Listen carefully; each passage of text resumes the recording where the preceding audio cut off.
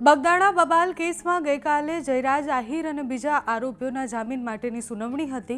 કોર્ટે આજે ચુકાદાની વાત કરી હતી અને ચુકાદો આવી ગયો છે।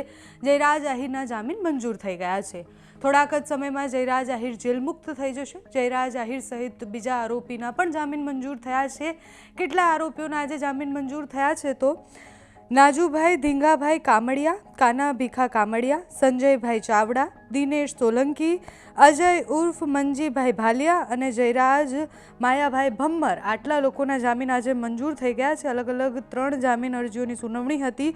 કુલ 6 આરોપીઓના જામીન મંજૂર અત્યારે સેશન કોર્ટ મહુવા સેશન કોર્ટે કર્યા છે।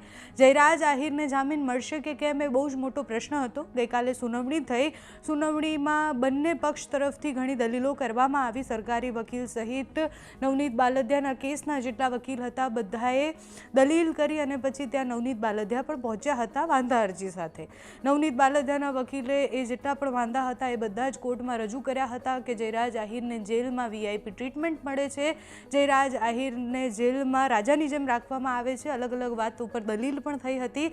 પછી સાંજે મોડું થઈ ગયું, 4-5 વાગી ગયા હતા એટલે કોર્ટે કહ્યું હતું કે આવતીકાલે ચુકાદો આપવામાં આવશે અને આજે ચુકાદો આવી ગયો છે। જયરાજ આહિરના જામીન મંજૂર થઈ ગયા છે। ટૂંક સમયમાં જયરાજ આહિર બહાર આવશે। અત્યારે પ્રાથમિક માહિતી પ્રમાણે 14 દિવસ બાદ જયરાજ આહિર જેલ મુક્ત થશે એવી વાત કરવામાં આવી રહી છે। આ પ્રાથમિક માહિતી છે। આગળ જે પણ માહિતી સામે આવશે એ તમને જણાવતા રહીશું। પણ હવે આ કેસમાં આગળ શું થશે એ પણ જોવાનું છે, કારણ કે નવનીત બાલદિયા ગઈકાલે જ્યારે કોર્ટમાં પહોંચ્યા એમણે સ્પષ્ટ કહ્યું હતું કે જો જયરાજ આહિરના જામીન મંજૂર થશે તો આગળ અમે લડવા માટે તૈયાર છીએ, અમે હાઈકોર્ટમાં જવા માટે પણ તૈયાર છીએ અને આ કેસમાં અમે એટલે લડીશું કારણ કે જયરાજ આહિર જે મુખ્ય આરોપી છે એને જેટલી સજા થવી જોઈતી હતી એની સાથે જે થવું જોઈતું હતું એ નથી થયું। એ જામીન મુક્ત થશે તો આખો કોળી સમાજ ફરીથી લડવા માટે તૈયાર છે, આવું નવનીત બાલદિયાએ કહ્યું હતું। એટલે આજે જેમ જ જામીન મંજૂર થયા છે, નવનીત બાલદિયા શું કરે છે, આ કેસમાં આગળ શું થાય છે જોવાનું રહ્યું। તમારું આ વિષય પર શું માનવું છે અમને કમેન્ટ્સમાં જણાવજો। અત્યારે આ વિડીયોમાં બસ આટલું। જો તમે અમને યુટ્યુબ પર જોઈ રહ્યા હોય તો સબસ્ક્રાઇબ કરજો, ફેસબુક પર જોઈ રહ્યા હોય તો ફોલો કરજો, અમારા વિડીયોને લાઇક અને શેર કરજો।